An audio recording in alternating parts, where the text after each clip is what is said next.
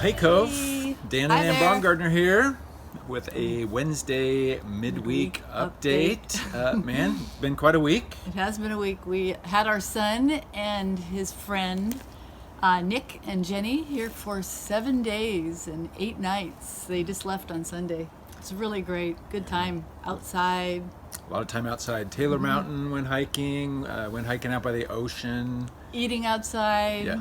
Yeah. Sitting and reading outside. Great time. It was a little warm.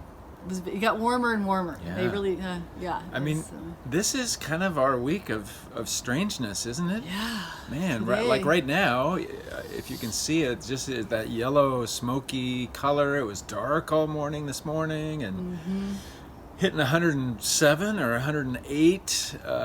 We have tried to spend as much time as we could outside, but that's made it actually a little hard. All sorts of weird things going on. The other night, actually, we were sitting out on the deck, and it was dark, and this is the fig tree that has been on film before, and we looked in the dark and we saw these beady eyes out here under the fig tree, and we turned on a flashlight, and it was actually a pretty good sized raccoon, and it was standing up on its hind legs, picking fruit off the tree. These nice, sweet little guys. It was really cute. So it's We just watched it for sort of a while. strange week. So what the It heck? was, yeah. Good to see you. I'm going to take off. Okay. But have a good one. Bye. So I started thinking one thing that makes this such a strange time that we are in right now with this COVID time especially is our inability to really plan for big things, right? Like trips and commemorations and stuff. Even in us thinking about doing another outdoor worship time at the Cove like we did last week, that was super fun, but not only is there all of the COVID concerns, but now the smoke and the air quality, all of it I think just is just a reason for us to feel sort of unmoored. So what do we do with that? And this morning as I was thinking about it, I thought, well, I'm going to turn to G.K. Chesterton for a little inspiration. So Chesterton was a Brit and is one of my very favorite literary figures from the early 20th century.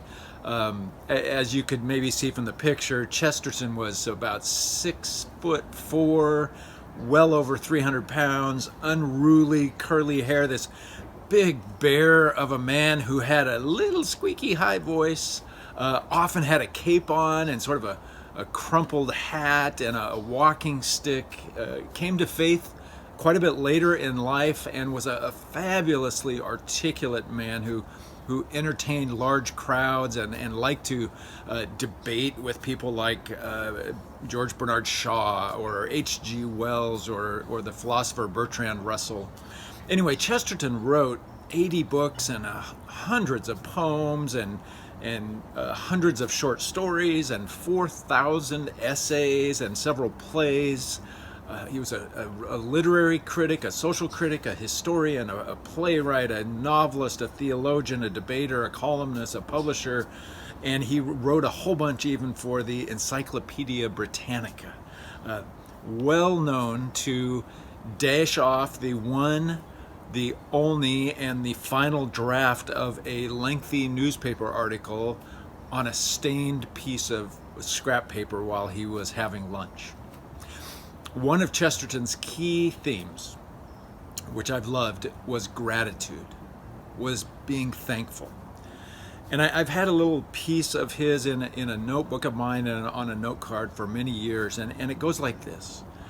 Here dies another day, during which I have had eyes, ears, hands, and the great world all round me. And with tomorrow begins another. Why am I allowed to? What I like about that is this sense of wonder, of not having it all figured out, and then the gratitude that comes through, that he would be blessed enough to get 2 days instead of just 1 day. We don't know what our future is holding now. It's hard to make plans.